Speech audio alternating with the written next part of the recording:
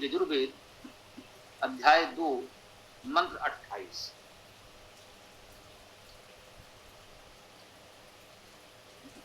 ओम अग्ने व्रतपते व्रतम आचार्यसम तत् अशकम तत्मे आराधि इदम अहम यह एव अस्मि सो अस्मि।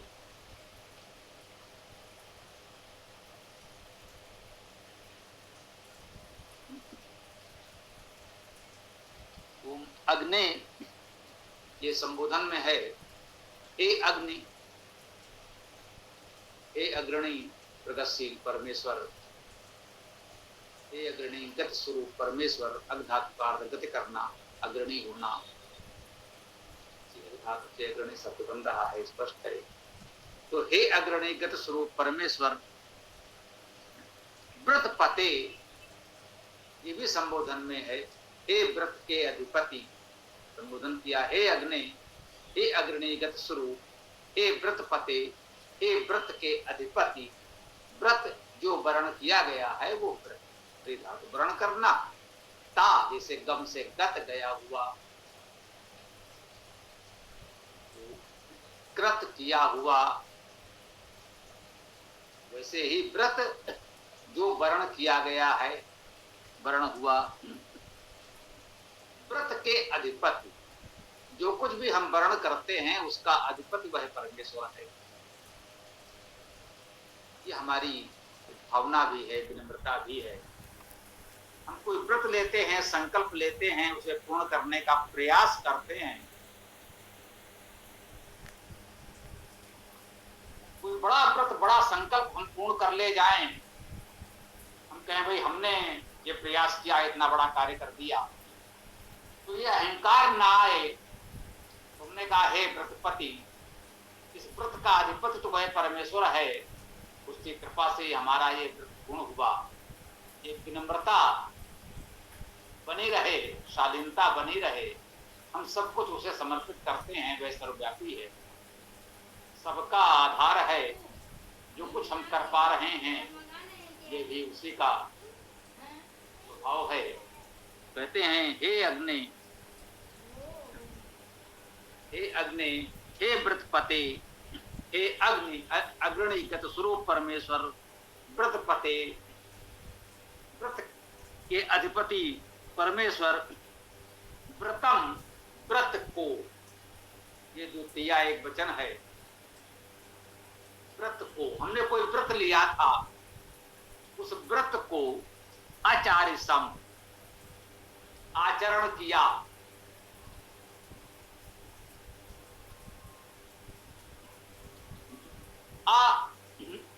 ये क्रिया उपसर्ग है, और ये क्रिया उपसर्ग व्याकरण के अनुसार भूतकाल का होता है।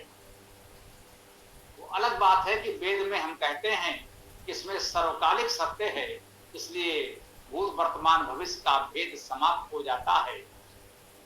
जो पहले हुआ था वो अभी भी हो रहा है और आगे भी होगा।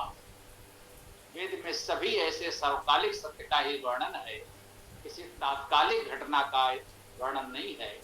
जिसे हम लोग कहते हैं कोई व्यक्तिवाचक संज्ञा नहीं है, कोई इतिहास, कोई घटना नहीं है।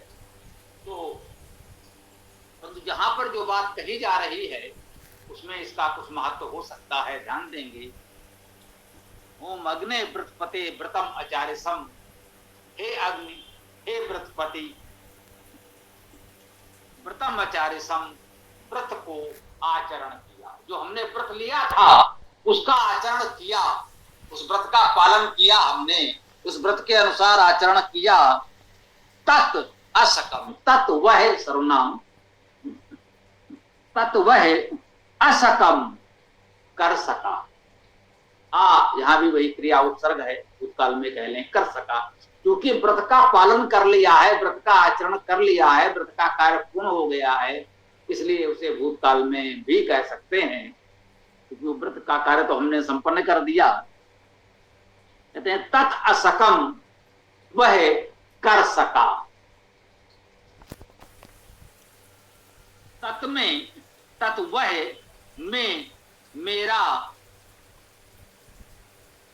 आराधि इदम, आराध में भी ये क्रिया उपसर्ग है, राध धातु है, राध धातु का अर्थ भी पूर्ण करना होता है। तत्मे अराधि, वह मेरे लिए पूर्ण हुआ, इदम यह है। ओम अग्ने व्रतपते व्रतम आचार्यसम तत् असकम तत् में अराधि इदम।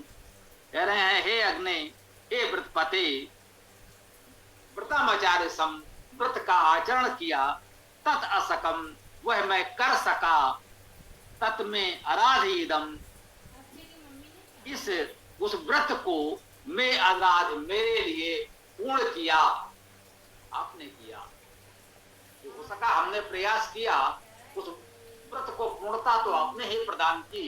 ईश्वर की कृपा के बिना हमारा कैसे कोई व्रत पूरा हो सकता था, ईश्वर की इच्छा के बिना कैसे कोई व्रत पूरा हो सकता था। हो सकता है कुछ अति आदर्शवादी अति सिद्धांतवादी कहें कि ईश्वर तो केवल हमारे कर्मों का फल देता है, जैसा हमने कर्म किया वैसा फल मिला, तो यहाँ बीच में ईश्वर को लाने की क्या आवश्यकता थी। हमने व्रत लिया, उस व्रत के अनुसार आचरण किया, उचित कर्म किया, तो व्रत हमारा पूर्ण हो गया। एक बात है, ईश्वर की एक व्रत व्यवस्था है, ईश्वर के बनाए हुए नियम है, इन्हें हम व्रत कहते हैं। जो कुछ भी होता है उस व्रत के अनुकूल ही होता है, ईश्वर हस्तक्षेप नहीं करता। वह परमेश्वर अपने बनाए हुए का उन नियमों का स्वयं भी उल्लंघन नहीं करता। ये बात बिल्कुल ठीक है सिद्धांत। परंतु हमने कहा व्यवहार के रूप में, इसे मेरे जीवन का अनुभव कह लें, उन अनुभवों से बन गया स्वभाव कह लें, जहां भरोसा होता है कि हाँ ये कार्य तो हो सकता है, तो हम कहते हैं कि हाँ भाई बहुत आशा है कि हो जाएगा, 100% हो जाएगा, हम कर लेंगे। हम कभी नहीं कहते, हम कहते हैं भाई 1% तो ईश्वर पर छोड़ दीजिए, उसकी जैसी इच्छा। हम सारे प्रयास कर लें, हो सकता है ईश्वर की इच्छा न हो, यह कार्य पूर्ण हो, किसी भी कारण से हो सकता है।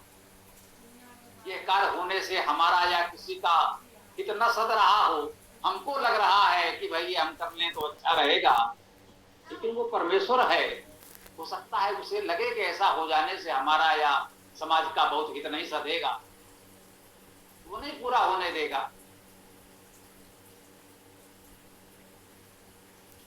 कोई कहे भाई ये तो ऋत के विपरीत हो गया, हम विनम्रता से निवेदन कर सकते हैं, आप ये भी मान लीजिए कि ये भी ऋत है, ईश्वर की ऋत व्यवस्था में ये भी है कि हम उसको समर्पित कर देते हैं।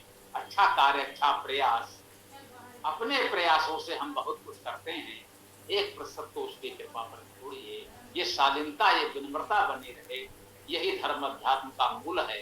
इतना बना रहे, इतने तार्किक मत बनिए कि जीवन से भावना समाप्त हो जाए, हम यंत्र मानव बन जाएं, ऐसा न हो, यांत्रिकता इतनी न हो जाए। सिद्धांत अच्छी बात है, तर्क बहुत अच्छी बात है, परंतु कहीं न कहीं मनुष्य में और यंत्रों में अंतर रहने दीजिए।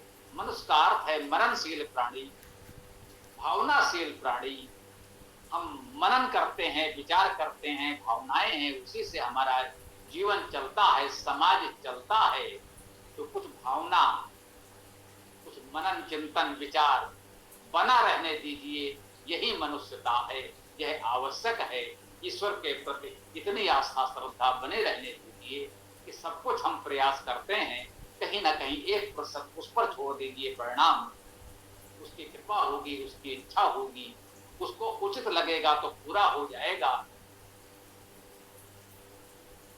इसके पहले समूहता प्रथम अध्याय में वो मंत्र आया था कि अब मैं व्रत ले रहा हूं, इसे पूर्ण कर सकूं, ये आप कृपा करो। द्वितीय अध्याय में कह दिया हाँ भाई व्रत तो पूर्ण हो गया, हमने व्रत लिया था, वो व्रत पूर्ण हो गया, आपकी बड़ी कृपा है, पूर्ण हो सका, उसे मैं कर सका, उस व्रत को पूर्ण कर सका। ये परमेश्वर को समर्पित करें, इतने शालीनता, विनम्रता, भक्ति भावना, श्रद्धा, आस्था, कोई शब्द दे लें, मेरा विनम्र निवेदन है, इतनी भावना बनाए रखें। ये मंत्र हमसे इतनी आशा अपेक्षा कर रहा है, कहें कि मंत्र हमको बहुत शालीनता से इतना मार्गदर्शन दे रहा है कि तार्किकता अच्छी बात है, सब कुछ नियमबद्ध है, फिर भी मनुष्य मननशील चेतन प्राणी है, भावनाशील प्राणी है। तो मनुष्य से संबंधित जो रीति व्यवस्था है उसमें इस भावना का भी कुछ स्थान रहने दीजिए। ये बिल्कुल ठीक है। केवल भावना करने से, इच्छा करने से कोई कार्य सिद्ध नहीं होता। हम कोई कर्म ना करें, प्रयास ना करें, हम केवल भावना करें कि सब कुछ अच्छा अच्छा हो जाए।